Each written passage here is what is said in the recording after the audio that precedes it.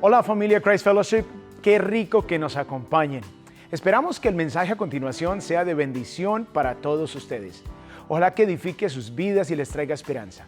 Queremos animarlos para compartir este mensaje con otras personas que ustedes saben que también serán beneficiadas. También queremos animarlos a que ofrenden y apoyen la obra de este ministerio, para que podamos continuar ayudando a otros a seguir a Jesús. Y esto lo puedes hacer fácilmente dirigiéndote a cfmiami.es/dar. Esperamos seguir siendo de bendición para ti y para tu familia. Bendiciones. Dale un aplauso a Jesús. Gloria al Señor, Él es el único digno porque ha entregado absolutamente todo a nuestro favor y lo alabamos. Y damos gloria al Padre, al Hijo y al Espíritu Santo en esta hora. Bienvenidos a Christ Fellowship en español. Mi nombre es José Alonso y estoy muy contento, especialmente emocionado por este fin de semana. Cosas muy especiales de las cuales vamos a hablar pronto, pero dentro de las cuales está que iniciamos una nueva serie titulada Las 5 Solas. Y hoy vamos a hablar de un tema fabuloso, el cual he titulado simplemente Solo Gracia. Así que este es el título del mensaje para hoy. Quiero darles la bienvenida a todos los que nos acompañan por internet y también en nuestras sedes físicas, allí en West Kendall. Demos un aplauso a las de West Kendall, demos otro aplauso a las de Redland, Homestead, Palmetto Bay.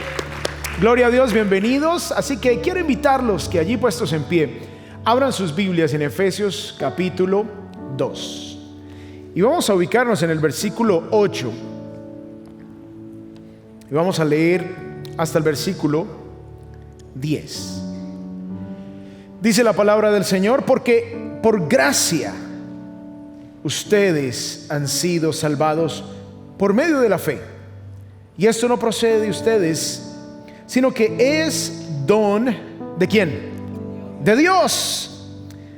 No por obras, para que nadie se gloríe, porque somos hechura suya, creados en Cristo Jesús para hacer buenas obras, las cuales Dios preparó de antemano para que anduviéramos en ellas. Que el Señor bendiga su santa palabra. Podemos tomar asiento, por favor. Bueno, vamos a ver qué tal están ustedes respecto a algunos edificios famosos. ¿Cuántos de ustedes saben el nombre de esta edificación que va a salir en pantalla en este momento? Es una torre y está un poquito ladeada. ¿Cuántos de ustedes conocen esta edificación? Muy bien, así es. Se conoce como la Torre Inclinada de Pisa y queda en Italia. Ahora, la pregunta que uno siempre se hace es: ¿y eso por qué está inclinado? ¿Qué le pasó a esa torre? Bueno, vamos a ver este corto clip que nos explica por qué la torre está inclinada allí en Pisa. La famosa Torre Inclinada de Pisa fue construida en el siglo XII sobre una capa de arena y arcilla que era más blanda sobre el costado sur, por lo que se empezó a inclinar al terminarse el tercer nivel. Para 1990, la torre se había inclinado 13 pies más allá de la posición correcta y se cerró para corregir su inclinación de 6 grados. Se ataron cables al tercer piso para estabilizar la torre, se pusieron contrapesos y se removió parte del suelo del lado norte para que se enderezara. Ahora la torre está más estable y se reabrió al público en el año 2001. Hoy su inclinación es de 4 grados. Muy bien, este arreglo duró 10 años y costó 30 millones de euros. Y el problema principal de la torre, aparte de que tenía un fundamento muy inestable, es que el fundamento no era lo suficientemente profundo. Resulta que esta torre mide 186 pies, más o menos unos 53 metros, y el fundamento para esta torre tan alta era de solamente 10 pies, unos 3 metros. Así que el grave problema de esta torre era que no tenía un fundamento sólido, y esto es lo que la llevaba a estar inclinándose cada vez más hacia el lado más blando del suelo e inestable sobre el cual reposa. Y obviamente, aunque se hicieron algunos arreglos y se corrigió un poco, y ahí está más estable y se pudo reabrir al público, la torre sigue inclinada y siempre tendrá esa inestabilidad. Ahora, permítanme traer esta realidad de la torre inclinada de Pisa, cuyo fundamento la pone en peligro de destrucción constante, a la enseñanza de hoy. Porque esta es una ilustración de nuestra vida. Porque de la misma manera que la torre inclinada de Pisa tiene el problema en el fundamento, si nosotros no tenemos un fundamento sólido en nuestras vidas acerca de lo que creemos de Dios, nuestra vida también va a estar constantemente en la inestabilidad del error, de la confusión, de la mentira, y eventualmente esto también nos puede llevar a la destrucción. Si no tenemos unos fundamentos sólidos acerca de lo que creemos de Dios, entonces estamos en riesgo de que nuestra vida se vaya abajo. Por eso hemos titulado esta serie Las 5 solas, y es porque son los 5 fundamentos de la fe bíblica. Y hoy vamos a enfocarnos en el primer fundamento, que es sola gracia. Por eso se le llama las 5 solas, exclusividad en cada uno de estos aspectos de la verdad de Dios. Y quiero compartir con ustedes la idea principal, la cual es: la estabilidad de mi existencia depende del fundamento sólido de la gracia de Dios. Se los voy a repetir. La estabilidad de mi existencia depende del fundamento sólido de la gracia de Dios. Ahora, tú te debes estar preguntando, bueno, pero ¿qué tiene que ver la gracia con la estabilidad de mi existencia? Y al fin de cuentas, ¿qué es la gracia? ¿Cómo puedo obtenerla? Bueno, esas son las preguntas que vamos a responder a la luz de Efesios capítulo 2. Y quiero iniciar con el punto número 1, y es que somos salvos por sola gracia.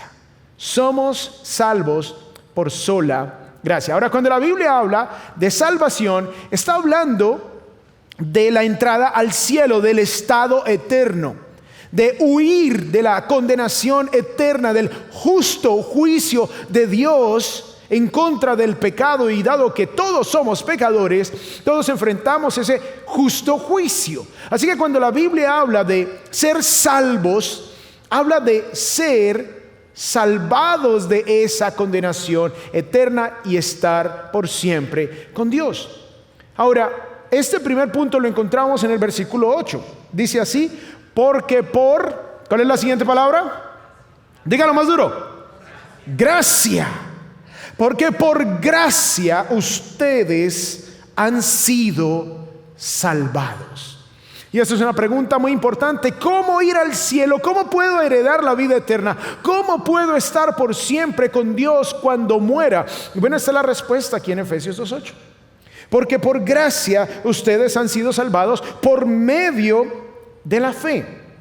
Y esto no procede de ustedes, sino que es un don, es un regalo, es una dádiva de Dios. Este es uno de los pasajes más importantes de toda la Biblia. Debe estar incluido en aquellos pasajes que todo creyente debe memorizarse.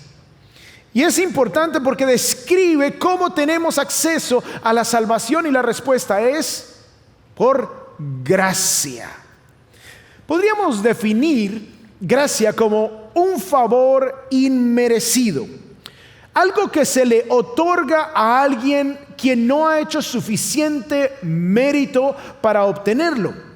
Por eso cuando dice por gracia ustedes han sido salvados, quiere decir que sin merecerlo, sin haber acumulado suficientes puntos, sin haber logrado suficiente bondad o suficientes buenas obras, sin haberlo logrado, ustedes han sido salvados por gracia. La gracia es lo opuesto al karma. Y escuchamos del karma, ¿no? El karma es cuando tú recibes lo que te mereces. Si eres malo, entonces recibes el castigo de la maldad. Ese es el karma.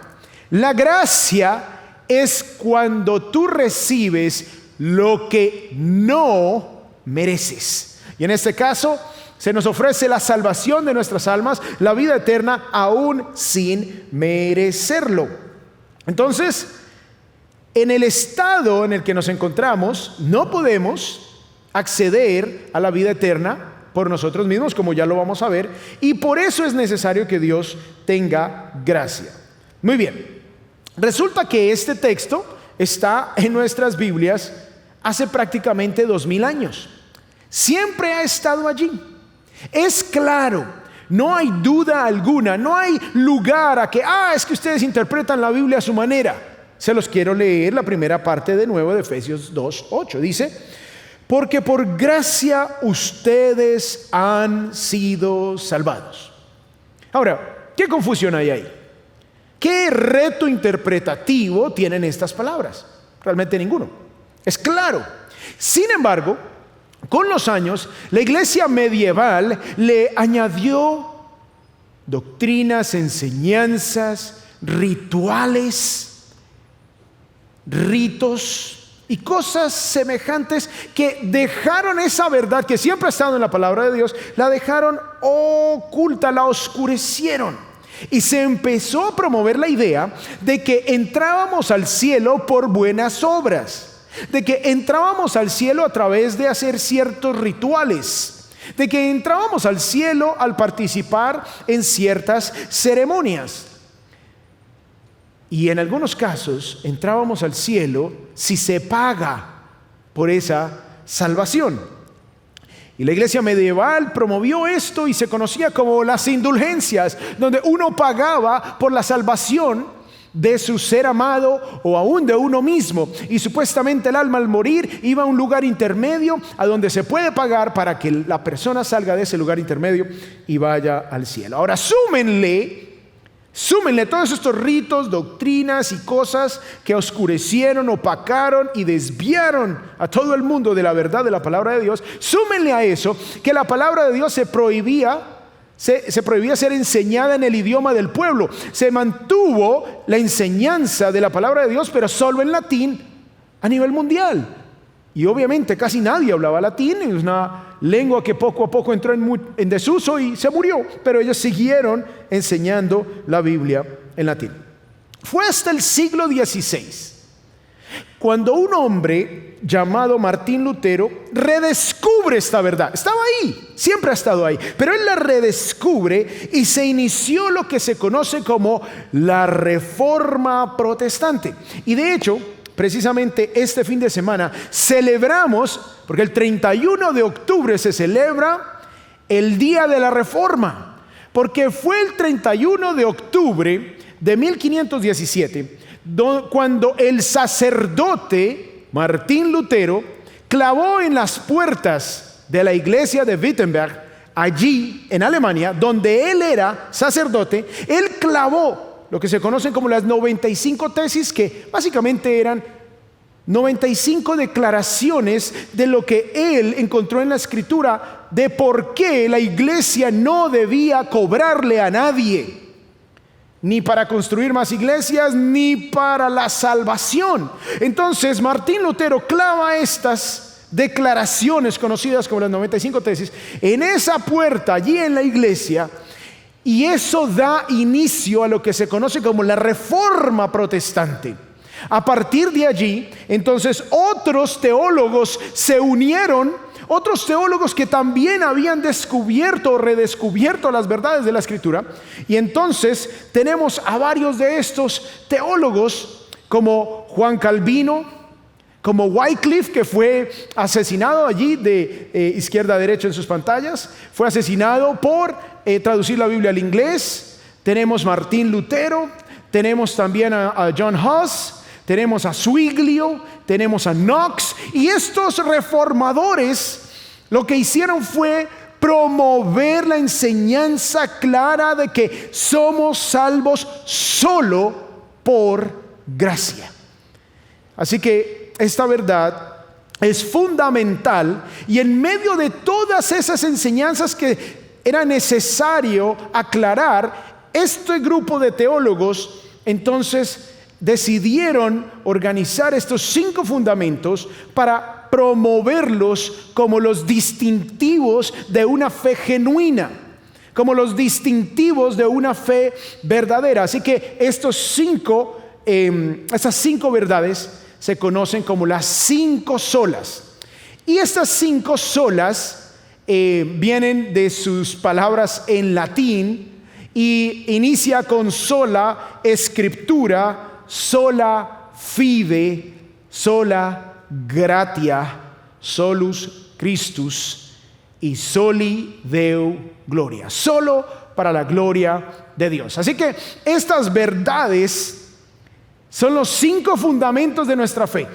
Así que no se pueden perder ninguna de estas enseñanzas, porque si ustedes tienen estos 5 fundamentos como parte de su fe, de sus creencias, de su práctica, de su vida jamás estará en peligro de la destrucción por un fundamento inestable como lo es la Torre de Pisa en Italia. Desafortunadamente hoy se ha de nuevo olvidado estas verdades, se han olvidado, se han disipado. Y en muchos púlpitos de muchas denominaciones se predica semanalmente que es necesario hacer obras, que es necesario ir a golpearle la puerta a la gente para ser parte de los 144,000, que es necesario pagar por servicios religiosos, que es necesario dar dinero al apóstol, al profeta, para que Dios te bendiga. Desafortunadamente se sigue promoviendo esta idea. Por eso es importante que tengamos clara la doctrina de la gracia de Dios, porque es un favor inmerecido. No recibimos los favores de Dios, las bendiciones de Dios, porque hemos hecho mérito alguno. No es que Dios quedó endeudado con nosotros. No es que hemos hecho tantas cosas buenas que ahora Dios quedó endeudado y tiene que pagarnos la deuda dándonos los favores que nos merecemos. Recordemos la idea principal. La estabilidad de mi existencia depende del fundamento sólido de la gracia de Dios. Si no tienes ese fundamento sólido, entonces tu vida va a estar inestable. Entonces somos librados, somos salvos del castigo eterno, de la condenación eterna, a través del favor inmerecido que Dios nos da por su misericordia y por su bondad. Ahora, la pregunta que surge es: ¿por qué necesitamos gracia? ¿Por qué? ¿Por qué necesitamos la salvación? Bueno, punto A: la gracia es necesaria por el pecado. Resulta que la condición humana hace que la gracia sea necesaria. Sin un favor inmerecido de parte de Dios, todos estamos en una condición que no tenemos esperanza. Miren lo que dice el versículo 1 de Efesios capítulo 2. Dice: y Él les dio vida a ustedes, que estaban muertos. ¿Que estaban qué? Muertos en sus delitos y pecados. Miren la condición espiritual que se describe de las personas al nacer. Todos nosotros nacemos espiritualmente muertos. Y estamos muertos en nuestros delitos, en nuestros pecados. Y yo no sé si ustedes han estado en un funeral. Yo he estado en muchos funerales. De hecho, me gusta ir a los funerales porque, como dice Proverbios, es mejor estar en la casa de luto que en la casa de fiesta. Porque obviamente cuando uno asiste a un funeral, reflexiona sobre la vida, sobre la brevedad de la vida, sobre la necesidad de tomar una decisión en este lado de la eternidad. ¿A dónde pasaremos la siguiente etapa de la eternidad?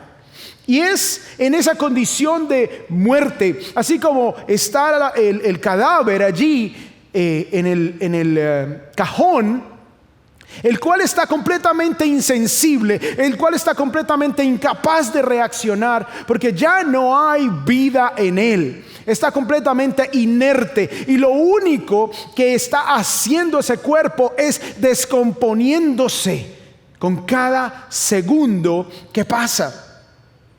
Y esa es la condición natural de nosotros. La muerte espiritual en la que nacemos simplemente es el inicio de una gradual descomposición moral y espiritual.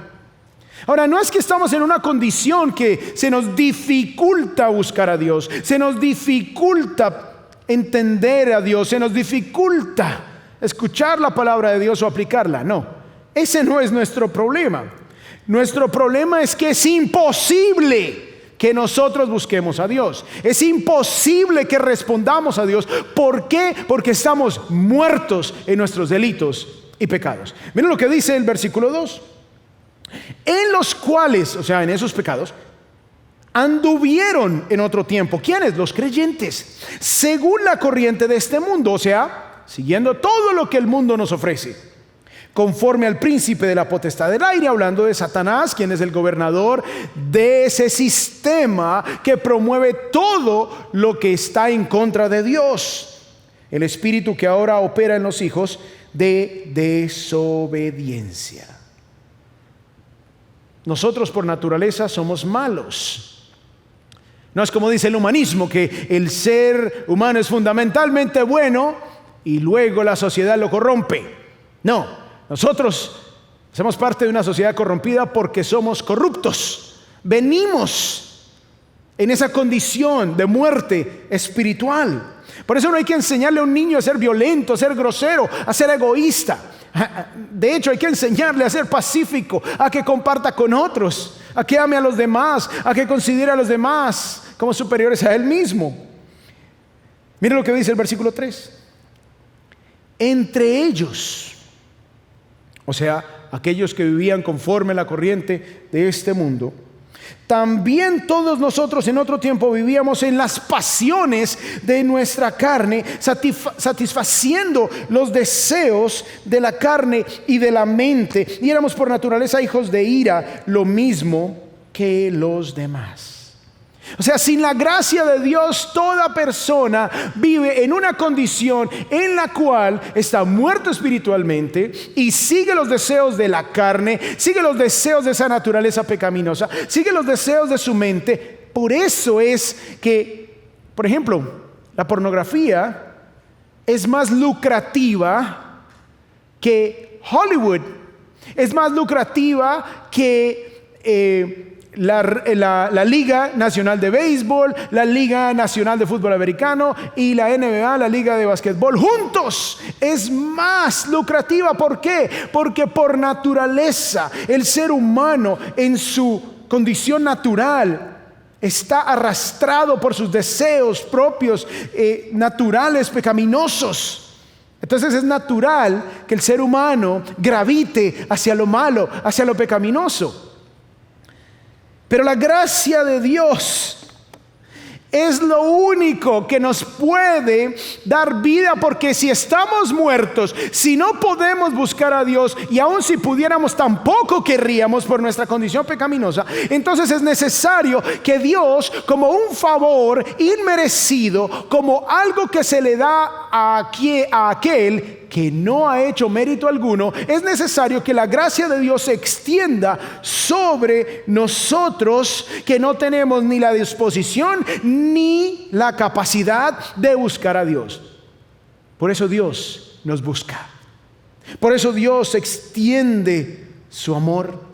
Nosotros que merecemos la ira de Dios justamente por nuestra naturaleza, por nuestros actos, porque somos ofensivos en nuestra propia existencia delante de Dios, necesitamos su gracia para poder acceder a la salvación y huir del castigo eterno. Entonces, a la luz de esa realidad necesitamos el favor de Dios. Miren lo que dice de nuevo, versículo 8: porque por gracia ustedes han sido salvados por medio de la fe, y esto no procede de ustedes, sino que es un don de Dios.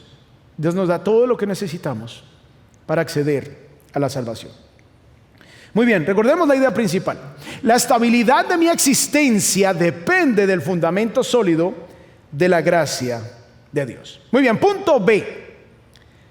La gracia es motivada por el amor. Muy bien, ya sabemos que es necesaria por el pecado. Si no hay gracia, no hay nada que hacer. Pero, ¿cuál es la motivación? Viene algo interesante, porque los 3 primeros versículos son tristes, son oscuros, son lúgubres, son terroríficos. Parecen 3 versículos de Halloween, oscuros. Pero en medio de esa oscuridad, en medio de la triste condición del ser humano, en medio del terror de la condición de desesperanza de la humanidad, entonces dice el versículo 4, miren estas 2 palabras con las que inicia el versículo 4, dice, pero, ¿quién? Dios. ¡Qué glorioso contraste! Estamos muertos en nuestros delitos y pecados, siguiendo la corriente de este mundo, conforme a los deseos de nuestra mente, conforme a los deseos de nuestra naturaleza pecaminosa. Pero Dios, entra Dios en la escena, aparece nuestro glorioso Salvador, lleno de gracia, para interrumpir nuestra deplorable condición espiritual. Estábamos muertos en delitos y pecados, pero Dios. Estábamos espiritualmente muertos por naturaleza, pero Dios. Vivíamos como esclavos del pecado según la corriente de este mundo, pero Dios. Y miren lo que dice a continuación el versículo. Pero Dios, que es rico, ¿qué es qué? Rico en misericordia. Ahora, no confundamos la misericordia con la gracia. La misericordia es cuando no se nos da lo que merecemos. ¿Qué es lo que merecemos? Destrucción eterna. Entonces Dios tiene misericordia y no nos da lo que nos merecemos. Ten misericordia, o sea, no me des el castigo que merezco, no me des la consecuencia que merezco. Pero Dios, que es rico en misericordia, dice acá, miren lo que dice el versículo a continuación. Por causa de Él, aquí viene la motivación de su gracia. ¿Cuál es la causa de su gracia? Dice, por causa del gran amor con que nos amó. ¿Por qué nos salva Dios? ¿Por qué nos salva Dios? No es por nuestras obras, no es porque le producimos a Él hoy un sentimiento de ternura. No es porque Él nos mira y dice, ay, qué bueno es, yo necesito salvarlo, se lo ha ganado. Al contrario, nos mira y nos ve solamente dignos de su ira y de su castigo eterno. Pero Dios, que es rico en misericordia, por el gran amor con que nos amó. La causa es su gran amor, no nuestras obras, no nuestros méritos, no nuestros rituales, no los sacramentos, no la iglesia, nada de eso. Es su gran amor. Dice el versículo 5, aún cuando estábamos muertos en nuestros delitos, nos dio vida juntamente con Cristo. Por gracia ustedes han sido salvados. O sea, merecemos condenación, pero recibimos salvación. Y este es el mensaje de sola gratia, como dice el latín. Romanos 5:8 dice, pero Dios demuestra su amor para con nosotros en que siendo aún pecadores, Cristo murió por nosotros. Estando en una condición inmerecedora, siendo aún pecadores, Cristo murió por nosotros. Esta es la magnitud del amor de Dios. Siendo pecadores sin mérito alguno, Cristo muere por nosotros. Dios envía a su Hijo para que todo aquel que en Él crea no se pierda, mas tenga vida eterna, porque es de tal manera que amó Dios al mundo. No olvidemos la idea principal. La estabilidad de mi existencia depende del fundamento sólido de la gracia de Dios. Obviamente, si tú te apoyas en tus propias obras, tu vida se va a ir a la destrucción como la torre inclinada. Pero si tu vida descansa sobre la gracia de Dios, sobre ese fundamento sólido que ya no depende de ti, entonces tu vida eterna tendrá la estabilidad que necesitas. Muy bien, entonces hemos visto el punto 1, que es somos salvos por gracia, y 2 subpuntos: es necesaria la gracia por el pecado y es motivada por el amor. Ok, entonces ahora vamos a ver el punto 2. Vivimos en vida nueva por sola gracia. O sea, no somos solo salvos por gracia, sino que además vivimos en una vida nueva por sola gracia. Ser eternamente salvos significa que se nos ha dado vida espiritual por sola gracia. Se nos ha dado una vida nueva. Hemos pasado de muerte a vida, de la condición de muerte espiritual en la que veníamos todos a este mundo insensibles a Dios, incapaces de responder a Dios. Ahora se nos ha dado vida, ahora se nos ha dado una condición en donde estamos en la capacidad de ser sensibles a Dios. Ahora estamos en un estado donde anhelamos a Dios, donde buscamos a Dios, donde confiamos en Dios, donde deseamos a Dios, donde obedecemos a Dios. Es por eso que ahora vivimos en una vida nueva por sola gracia. Miren lo que dice el versículo 5. Aún cuando estábamos muertos en nuestros delitos, nos dio vida juntamente con Cristo. Por gracia, vuelve y dice el apóstol, ustedes han sido salvados. Se nos dio una vida nueva, y de ahí viene el término nacido de nuevo. Miren lo que dice 2 Corintios 5:17. De modo que si alguno está en Cristo, o sea, si tu vida está apoyada en Cristo, si Cristo es tu fundamento, nueva criatura es. Hay una nueva creación. Dios te hace de nuevo. Las cosas viejas pasaron, ahora han sido hechas nuevas. Esto no es producido por nosotros. Dios es el que lo produce por su gracia, nos da vida nueva. Un muerto no puede producir vida. Dios nos la da, no porque la merezcamos, sino porque en su gran amor ha extendido su gracia a nuestro favor. No olvidemos la idea principal: la estabilidad de mi existencia depende del fundamento sólido de la ¿qué? Gracia de Dios. Punto A: la gracia exalta a Dios y no al hombre. Exalta a Dios y no al hombre. Y una de las más grandes dificultades que tenemos como seres humanos para aceptar esta doctrina de la gracia es que se nos quita el mérito. O sea, si es por gracia, ya no es por obras. O sea que yo me quedo sin mérito, me quedo sin ninguna ínfula, me quedo sin poder decir yo contribuí algo a mi salvación, yo me la gané de alguna manera. Si aceptamos que la única manera para obtener la vida eterna es por gracia, nos toca renunciar a cualquier mérito propio, a cualquier arrogancia, a cualquier orgullo. Miren lo que continúa diciendo el capítulo 2 en el versículo 6. Y con Él, con Cristo, nos resucitó, y con Él nos sentó en los lugares celestiales en Cristo Jesús. A fin, ¿cuál es la meta? ¿Por qué Dios hace todo esto? Motivado por amor. A fin de poder mostrar en los siglos venideros las sobreabundantes riquezas de su gracia por su bondad para con nosotros en Cristo Jesús. La gracia de Dios muestra las sobreabundantes riquezas de Dios.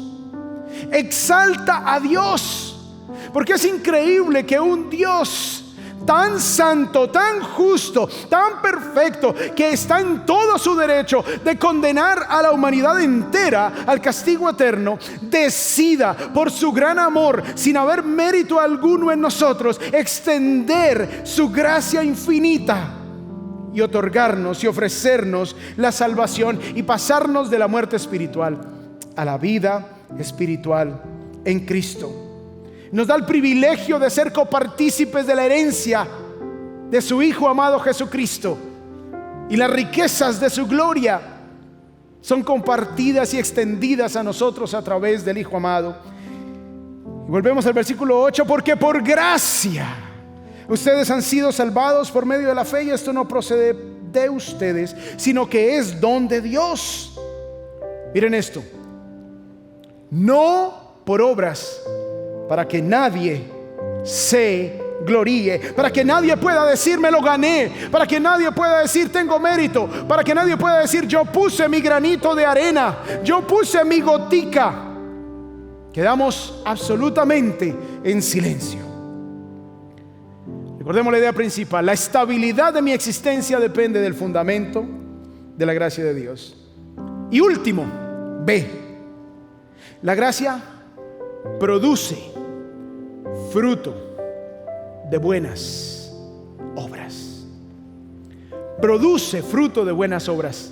La gracia de Dios no solamente nos salva, sino que adicionalmente produce en nosotros buenas obras. Miren lo que dice el versículo 10: porque somos hechura suya, o sea, nueva creación, creados en Cristo Jesús para, ese es el propósito que tiene que ver con nosotros, buenas obras, las cuales Dios preparó de antemano para que anduviéramos en ellas. O sea, la gracia de Dios que se nos ha extendido es para hacernos nuevas criaturas, para darnos una vida nueva, para que ahora podamos vivir haciendo cosas que reflejen el carácter de Dios. Miren lo que dice 1 de Pedro 4:10: según cada uno ha recibido un don especial. Porque Dios no solamente nos da la salvación, sino que nos capacita, nos da dones espirituales. Úsenlo sirviéndose los unos a los otros como buenos administradores de la multiforme gracia de Dios. Y yo te quiero invitar. Aquí tenemos oportunidades para que tú sirvas en la iglesia. Tú puedes servir en el ministerio de niños. Tú puedes servir en el ministerio de jóvenes. Tú puedes servir en el ministerio de parqueo, en el ministerio de hospitalidad, puedes servir en el ministerio de producción. Y te quiero invitar a que vayas a cfmiami.es/equipo para que te inscribas, para que participes. Y tenemos el gran día de servicio que viene pronto, en noviembre 13. Y te quiero animar a que te registres, porque resulta que allí, como el año pasado lo hicimos, nos reunimos para organizar unas bolsas de alimento, para luego poder llevar esas bolsas a los hogares de familias necesitadas. Así que si te quieres registrar, te invito a que apuntes tu cámara al código QR en pantalla, o visita también cfmiami.es/gran día. Y alguno dirá, bueno, pero si es por gracia, entonces yo puedo vivir como quiera, ¿cierto? Porque si es por gracia y no es por obras. Miren lo que dice 2 de Timoteo 1:9: pues Dios nos salvó y nos llamó para vivir una vida santa. ¿Una vida qué? Santa, o sea, pura, sin mancha. No lo hizo porque lo mereciéramos, sino porque ese era su plan desde antes del comienzo del tiempo, para mostrarnos su ¿qué? Su gracia por medio de Cristo Jesús. Esto es lo que dice la nueva versión, la nueva traducción viviente.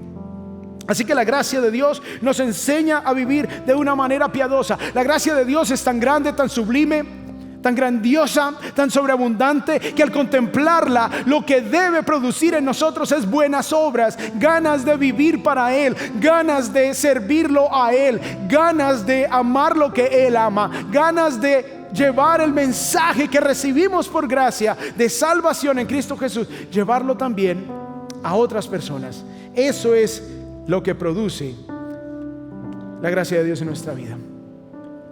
No olvidemos que la idea principal es: la estabilidad de mi existencia depende del fundamento sólido de la gracia de Dios. Y volviendo a la Torre de Pisa, tu vida no puede estar en esta condición,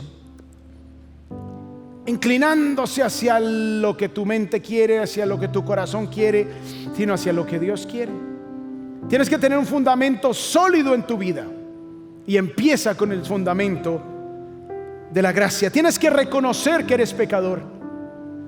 Tienes que reconocer que solo no puedes adquirir la gracia de Dios. Resulta que el famoso evangelista Billy Graham cuenta una historia que él estaba manejando por un pueblo donde no conocía, y resulta que lo detiene un policía, y el policía le dice que él estaba excediendo el límite de velocidad y que debía ir a la corte. Llegó el día de la corte, Billy Graham se presenta ante el juez. El juez dice: bueno, usted está siendo acusado de ir 10 millas por encima del límite de velocidad. ¿Cómo se declara? ¿Culpable o inocente? Billy Graham dijo: yo soy culpable. Lo hice. El juez dijo, en ese tiempo, $1 por cada milla extra. Son $10 que tiene que pagar de multa. Pero el juez se dio cuenta quién era este hombre. Se dio cuenta que era el gran evangelista. Así que dijo: usted ha violado la ley y se tiene que pagar por esa violación. El juez sacó de su bolsillo un billete de $10, se lo dio al oficial de la corte y dijo: aquí está el pago. Yo, como juez, pago la deuda que él tiene ante la ley. Y se cierra el caso. Después el juez invitó a Billy Graham a almorzar, y cuando Billy Graham cuenta la historia, él dice: así es como Dios trata a un pecador que se arrepiente. Vamos a orar. Dios, gracias te damos, Señor, por tu palabra. Gracias te damos por tu infinita gracia, por tu amor. Si hay alguna persona que aún no ha entregado su vida a ti, Señor, y has tocado su corazón, le has dado el regalo de la gracia, has tocado su vida. Si ese eres tú, allí donde tú estás, ora conmigo entregando tu vida al Señor para tener la vida eterna que el Señor te regala hoy. Dios, hoy reconozco mi pecado. Me entrego a ti por completo. Creo que Jesús murió en mi lugar, pagando la deuda que yo tenía por haber roto la ley divina. Te doy las gracias por el regalo de la vida eterna que me das. Te pido me ayudes a vivir en vida nueva. En el nombre de Jesús te damos gracias. Y el pueblo de Dios dice: amén. Dios les bendiga, Christ Fellowship. Les amo.